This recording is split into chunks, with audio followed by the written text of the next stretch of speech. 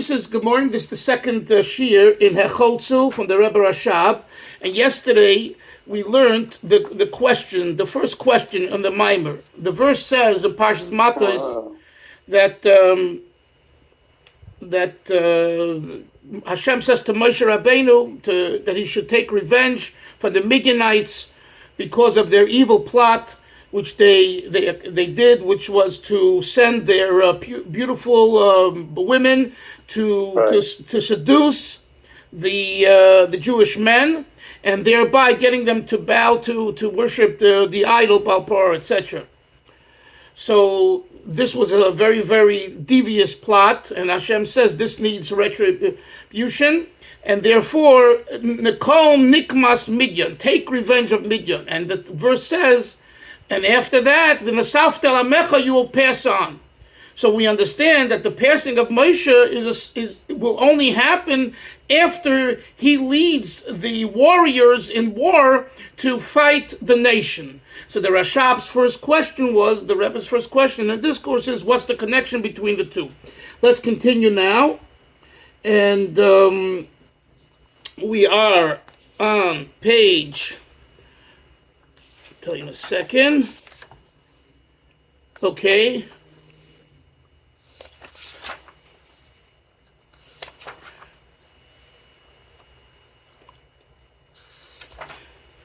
We're on page. Well, in the lessons in Hechaltzu, it'd be page 5, but we're towards the beginning, like a paragraph and a half in. You stopped right before the parentheses. The Alpi. The Alpi. Okay, Valpi Pashut. Thanks. It's a page 4 in that. Valpi Pashut Yesh Leimar. Now, the Rebbe Rashab says that this question can be answered simply, and he says how. Yesh Leimar, we might say, the Ad Aknisa Leretz Nasa Kol Yidei Moshe. Until the Jews went into Israel, to Eretz Yisrael, everything was done through Moshe. The God. For example, the battle with the nation called Sichain, and the battle with the nation with Oig, and the division of the land to the tribes of Ruvain and Gad. Moses, he led all of those battles, and he divided the land based on what Hashem told him and all of that. Therefore, so too the war with Midian, Moshe, was through Moshe. In other words, Isser, what the Rebbe is saying is, it's not really a question. Why? Because just like Moshe led the Jews in war against the other nations, he led them against Midian. That's not, in other words, why are you making this big emphasis that it has to do with his passing? That's his rebuttal. That's his rebuttal. So the Rashab rebuts his own rebuttal. The Rashab says, but since the verse says you are to take revenge, etc., and then in the same verse it says, and after you will pass on, Mashman implies sheyesh kpei de bezeh. The verse is implying that there's a particularness to this detail. Shetiyah hamilchama b'chayev dafka, that the war be specifically during his lifetime. So in other words, this war with Midian is different than the previous wars. The previous wars were wars that he led because he was the leader, Moshe the leader. This war is associated with his mission. And that's why his mission is not over, i.e., he won't pass on until he accomplishes the war. And that's the question, what's the connection between his mission and the war? Okay. Yoid Mashma, another question, it implies the implication is that Moshe's soul will receive its completion only after it battles the war. He wages the war with Midian. Mark, there's something that's explained in Chassidus and Kabbalah, each and every one of us. Our neshama, our soul, has a mission on earth. And we don't pass away before we do that. That's a basic belief of Torah, but emphasized in Kabbalah and Chassidus. In other words, and this includes, by the way, even when a child passes on at a young age, etc., or a terrible tragedy, someone lose their life. So the Jewish belief is that is symbolic of their mission is finished. We don't understand why. We don't like it sometimes, many times. But when your mission finishes, you're not here anymore. We're here for a mission. So this is the background to this statement that we just learned. Moshe Rabbeinu, Moshe, the verse says, you're not passing on until you wage the war with Midian. So in other words, this tells us that Moshe is incomplete. His soul is incomplete until he accomplishes that. And it's a very important idea in our own life. We work, we toil, we schlep years and years, right? It could, but there's a certain point when you do something and that's the moment you've completed your mission, and then you pass on. And it's not a negative. You see, we perceive it sometimes as a negative. It's a positive. I don't need to be here anymore. I did what God wanted of me. So this is a whole different focus and orientation that you have to train your head. I'm here for a purpose. And I have to find the purpose. And I don't know what the purpose is, so I work every day and I do good things and I help and on and on and on. And then one day, from on high, you hit the jackpot. Right? Tell someone, go tell a regular normal person, you hit the jackpot and that's why tomorrow you're dead. They'll say you're crazy. If I hit the jackpot, I should be able to go to Vegas and live up my life and party. Right? No. Going to Vegas and partying is not living life. It's spoiling your life. It's ruining your life. You're in foreign territory, dangerous territory. But when you do your mission and Hashem takes you back, that's completion. That's wholesomeness. And it's a very hard thing, and it doesn't contradict, by the way, the laws of Shiva and Shloshim and the first year, the laws of mourning. It's two separate things. But on a spiritual level, we know this is true. And by the way, in the Zohar HaKadosh, in the holy mystical writing in the Zohar, the Rashbis was buried in Miran in northern Israel is called Hilula. Hilula. You know what Hilula means? A simcha. A great, joyful event. Here is this rabbi of 2,000 years ago who passes on, and people are dancing. Why are they dancing? Because his neshama has found completion, wholesomeness. And we're very happy for that. At the very same moment, you have to go back home after the burial and sit Shiva, the son of the Belazar ben Shimon. And by the way, life is such, the contradictory parts of life, happiness and sadness, up and down, fulfillment and lack of fulfillment, right? And I when I think about this, I see it as a very, very healthy way. On one hand, you feel you need to feel accomplished. You need to do, and you need to it's good for the self-esteem and all that. At the same time, you need to be kind of brokenhearted. I could do more. I didn't do enough. How can I do more? Never let the cup be full. If the cup is full, you're full of it. If the cup is half empty, you have more to fill up. Okay, enough of that musha smooth. Let's go back into the text. Moshe, we're on page 5 in this version. It's about 6-7 lines after we left off yesterday. I suggest every day you make a mark in the particular mimer. What?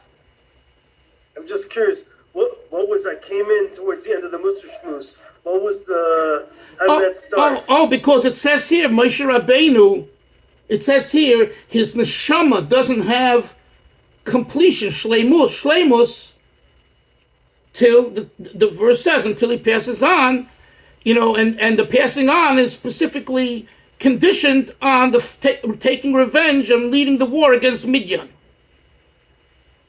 So from that, I sprung off on a side note, but an important one, that we are to look at the death as the completion of the mission. That's why I spoke about that. Let's continue. And he says back into the text, that's why the verse says to Moshe, after you will take revenge of the Midianites of the nation, the enemy, you will be gathered to your people, you will pass on. It's known that the concept of istalkus meaning what? Literally removal, but there's another meaning that it's such a great light that comes into the world that it's like it's been removed because we don't have a connection to it, but nevertheless it's here, which is the ultimate elevation. When do we experience the concept of istalkus? When a person completes their mission on earth. After a person completes the designated mission that from on high was given to the person, then he's elevated to the highest elevation at the time when he passes on. And that's why the verse says, take revenge of the Jewish children, of the Midianites, and only afterwards, Moshe, to Osev Elamecha, you will pass on. With this act of waging war against the Midianites will be the completion of your soul, Moshe. Do you understand what God did over here? Moshe, the two Moshes and everyone else. Hashem told, this is phenomenal. God tells Moshe, you want to be complete? You got to wage this war for the Jewish people and lead them in war against this enemy. In other words, God gave Moshe Rabbeinu, Moses, our teacher, Moshe, he gave him the secret. You tell this to a regular person, and they'll say, why are you telling me when I'm going to die? I don't want to know when I'm going to die. Do you think most people want to know when they're going to die? I say they don't want to know when they're going to die. I don't want to know. I want to be immersed and passionate about life, not about when I'm going to die. Whenever I'm going to die, that's when I'm going to die. That means my mission is finished. Here, Hashem lets Moshe in on a secret, because that's what it says in the Torah. You will wage war against Midian. V'achar te'osev alamecha. V'achar doesn't mean in 7 years from now. V'achar te'osev alamecha. When you finish the war is over. Boom, you go back to your maker. That means God is telling Moshe Rabbeinu when he's going to die. So you could look at that as very negative. Like I said, who wants to know when they're going to die? But what the Rashab is explaining here, no. What he's opening up for Moshe, which he doesn't open up for most people, is how your soul will receive completion and wholesomeness. That's a big thing. It's like my father-in-law asked the Rebbe in 1959 or so, or 60s, what is his mission on earth? And the Rebbe said to him, whatever others don't want to do, you do. And I always think about it. Besides the fantastic, fascinating lesson and mission that the Rebbe told him, but do you understand that the Lubavitcher Rebbe was this big tzaddik? When he sees the soul, he doesn't just see your white shirt and your suspenders, he sees your neshama. So the Lubavitcher Rebbe tells this Jew, this chassid, that your soul will have completion when you do what others don't want to do. It's like, halavai, we would have that opportunity. And guess what? We do. We pay attention. If you pay attention, you can figure out, I don't want to go into this now, what your life's mission is. And if you stay focused, you will get that completion and that wholesomeness. But you got to not lose track, because it's so easy to veer to the right and the left with all kinds of fascinations. The Rebbe told me in 1986 in a letter after my wife had this, terrible accident, which I told you about when with my son in her, pregnant 7 months. So I asked the Rebbe, what's the lesson from this? I don't want to go into all the details because it's a very long story, but the Rebbe gave a bracha that to my wife that the baby should be well and and everything should be fine. And then he wrote in the PS, the lesson from the story that you shared with me about the accident is not to procrastinate in all matters of goodness and kindness. Now to me, and that was a letter to me. To me, he did me a big favor in that letter. He gave me an insight to what I need to do the rest of my life. And I'm convinced that this is my particular mission on earth. Because I believe that the Rebbe, the Tzaddik, knows my neshama, because I have a connection to him. And therefore, he was kind enough to write that, which is very unusual. He usually doesn't write such a type of notes, 2 or 3 lines, and in the 80s, he didn't write excessively such type of notes for sure. So what I'm saying is, now it's easy to start playing with these answers and these responses. Oh, you're by nature someone who doesn't procrastinate, so what's the big deal, right? This is where the Yetzer Hara and the Klippa comes in, starts convoluting. You just got an answer from a tzaddik, you should be jumping for joy, and you should be following this the rest of your life. You're going to allow the Yetzer Hara to say, nah, that's no big deal. That's what I mean. In our lives, in every one of your lives, in our lives, there are times when we get a message, and the message is clear, but we make ourselves meshuga, and we make ourselves cuckoo, and we fuddle, the message. We mess it up. We go off on tangents in ways which are ridiculous, and that's problematic. So you have to stay focused, and especially if you have a relationship with a tzaddik. I'll give you another example. I'm just sharing personal examples. In about, I don't know, I think the 1990s, I don't remember, maybe even the late 80s, I was in Eretz Yisrael, and I brought 2 people, one from New Jersey, and the other one was, I think, from California, along with me to see Eretz Yisrael, but hopefully to get inspired. They weren't observant, but they were involved with Chabad. And somehow I met them and we became friends, and they came along. So I wanted to show them a Kabbalist, a real Kabbalist. You're going to Eretz Yisrael, you talk about Kabbalah, and in the 70s and 80s, it was still, maybe today it's also, but it was very popular, mysticism and all that. So a friend of mine in yeshiva, a good friend, told me that he knows someone in Yerushalayim who knows a real Kabbalist, and he goes there, he takes people there, and he connected with him, and we made an appointment. I went there. It's a whole story. It's also a lot of details. I documented, I filmed, and I have the film of the Kabbalist and myself and maybe some of the people, how he did his Kabbalah. It's very fascinating. He had a black book with the names of Hashem, a whole big book, and how he put his hand on it. He didn't even read it. I don't want to go into all the details. But he says to me, he said many things, but he says to me,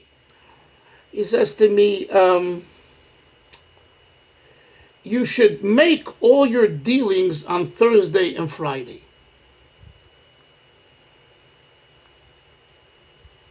Now, I'm not the big businessman. I was a shliach.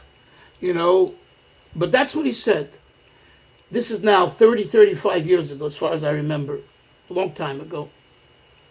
I have lived with that instruction till today and continue to.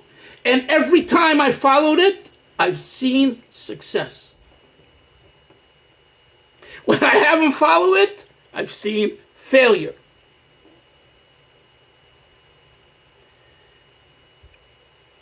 Now, this was the Baba Salih's great nephew. His name was Machluf Lasri, and he lived in Dimona. So on the way up from Yerushalayim, we stopped there, and then we went to Tzfas. I forgot my hat there, I think I told you. We came back at night, and he was sitting under a light, reading Zohar. Got my hat. That's the person, Machluf Lasri. So why am I telling you this? You either believe that a Kabbalist is real, and that when he says something, he sees something about your neshama, about your soul. And now it's up to you. You either follow or you don't follow.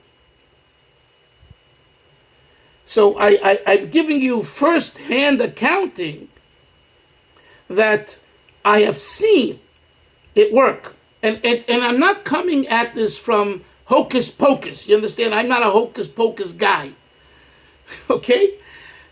I'm like all of us, Americans, what's in the bank is in the bank, what's not in the bank is not in the bank. You know what I'm saying? And yet, when you smell something spiritual, grab it, hold on to it, and don't let anyone disturb you. And my kids know, oh, did you do this on Thursday and Friday? Whatever, whether it's buying a stock or whether it's this or whatever, or whether it's signing a contract for a Chabad house, whatever the issue is. And I will delay things from Monday till Thursday and Friday. Again, if you make kind of an avodah zarah, an idol out of this, where I'm going to, I don't do that, you know what I'm saying? But to dismiss it as, for me, not for you, for me, because he told it to me. Maybe he told it to other people too, I don't know.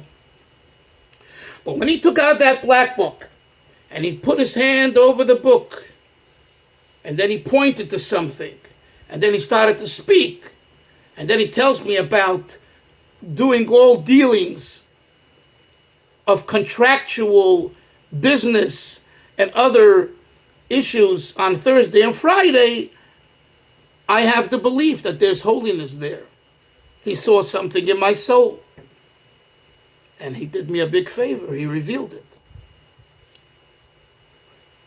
If a person doesn't believe this, they're not a bad person. They're a normal person.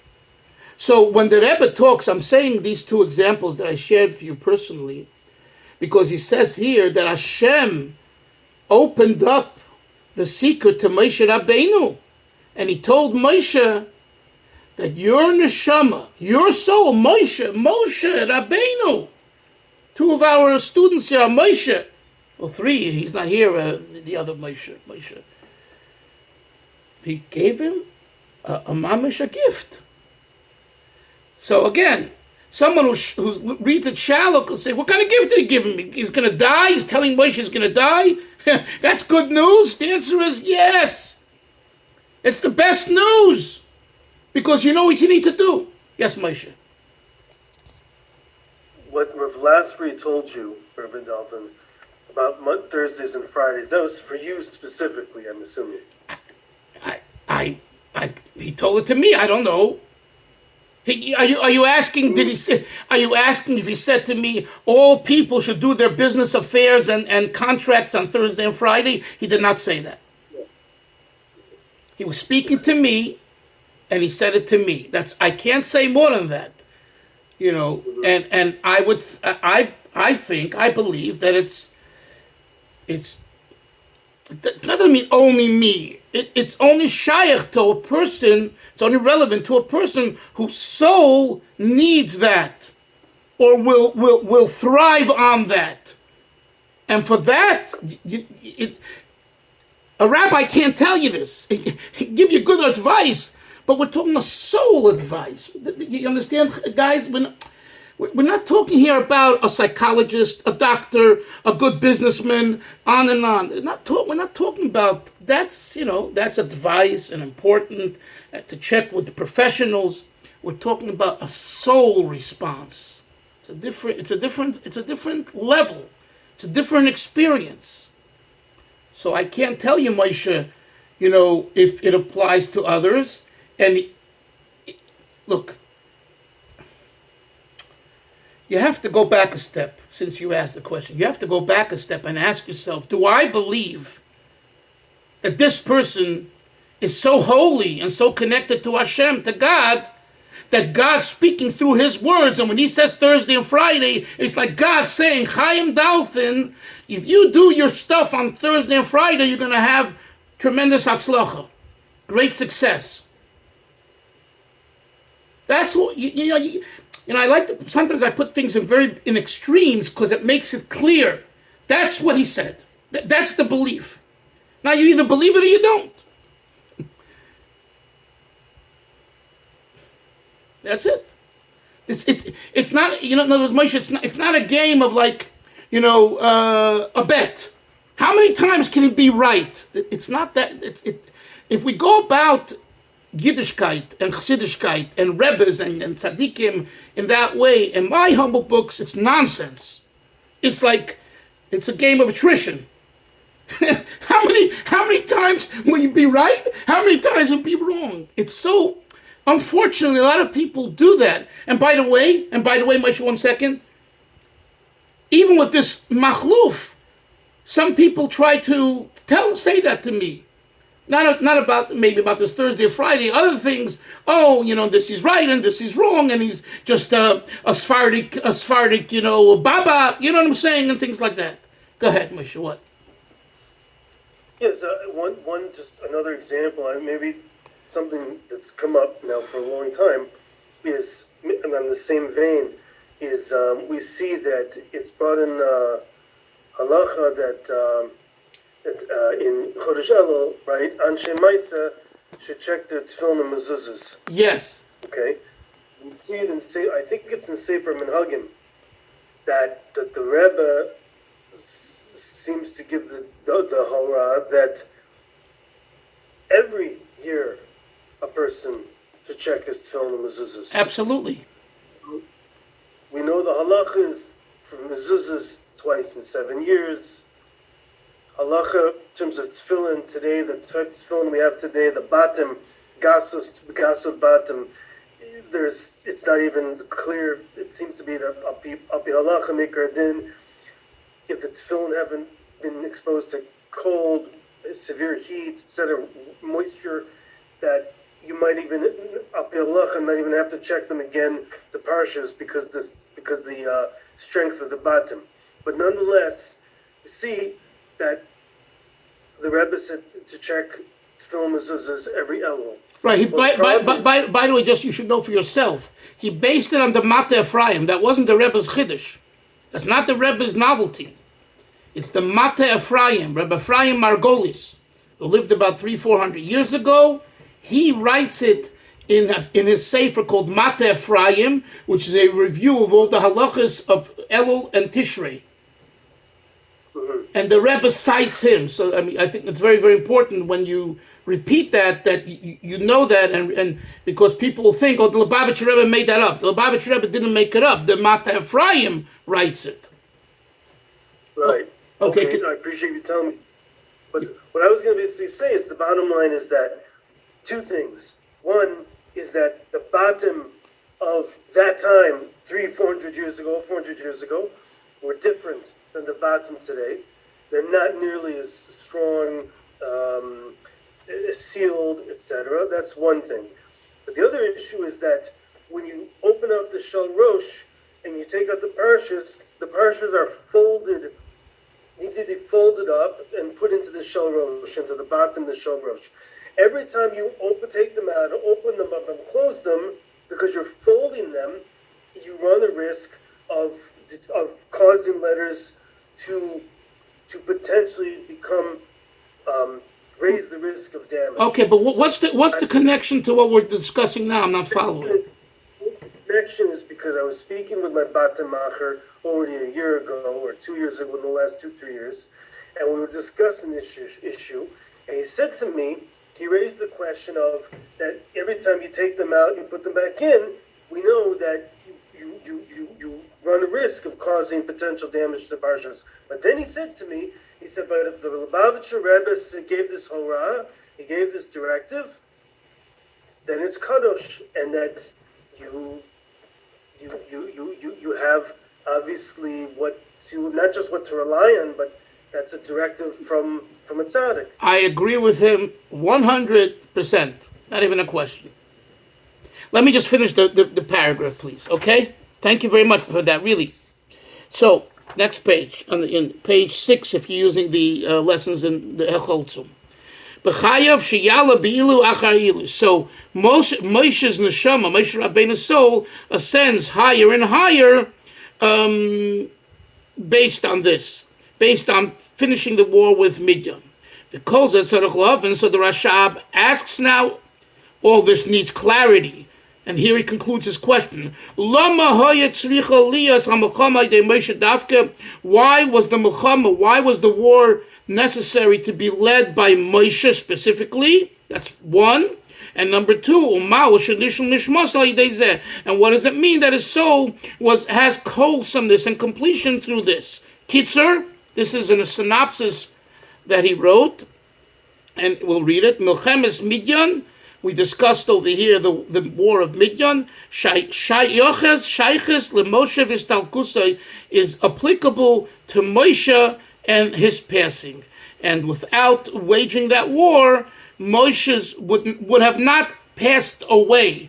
Only when he will fulfill and complete the war, then his neshama returns to Hashem.